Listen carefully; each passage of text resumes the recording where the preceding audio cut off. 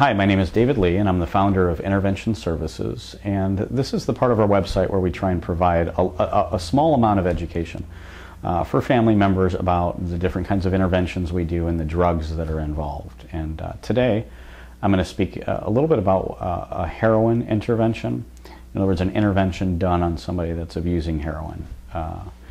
Generally speaking, there's a few different types of people that we intervene on that are heroin users. The first type is an adolescent or somebody between the ages of 16 and 25, and these are generally kids that were experimenting with drugs. They were taking prescription pills or narcotics, experimenting with their friends, not being fully aware of the fact that if you take an opiate every day for a period of time, you become physically dependent and your tolerance increases, and you need more and more of the drug to get the same desired effect. So they experiment when they're 16, and by the time they're 18, their habit has ballooned.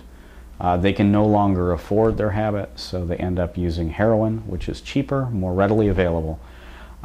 Generally speaking, the average progression of heroin, or I'm sorry, of a heroin addict is if you're an experimental user today, generally within 1 year you become a daily user, and within 1 year after that you almost automatically become an IV heroin user. And that is really a situation of economics. You get more bang for your buck if you start shooting up. So an adolescent or a young adult is one of the predominant interventions that we do for people on heroin. Another type is somebody who's just an average Joe. They may be in their 30s or whatever, but they have a pre-existing pain issue. And what happened is they got in a car wreck when they were younger, and they ended up on some painkillers given to them by a doctor. And just like with the adolescent, they took it every single day. Their tolerance increased, and they ended up becoming addicted.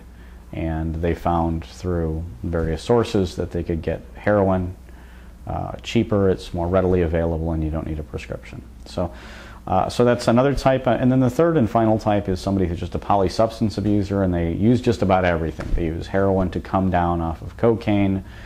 They've been using for years, and that's just kind of what they do.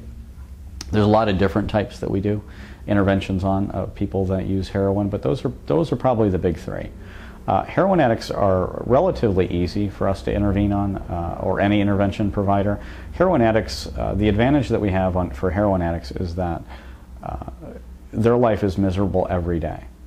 Every day they have to use heroin because they are now physically dependent, which means if they don't take it, they get flu-like symptoms, their heart rate increases, respiration rate, they end up with major nausea and cramps, and the only thing that'll make it go away, aside from medicinal means, is heroin.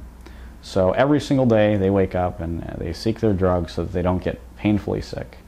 And if they're not successful, they're going to have a terrible day. More often than not, they are successful. They usually steal or whatever have you.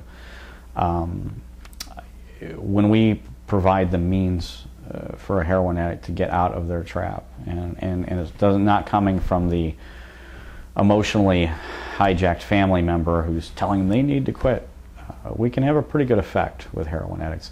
Heroin addicts are, generally speaking, the easiest intervention that we do interventions for.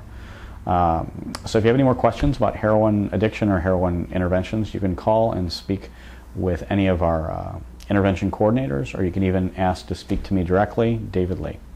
Thank you.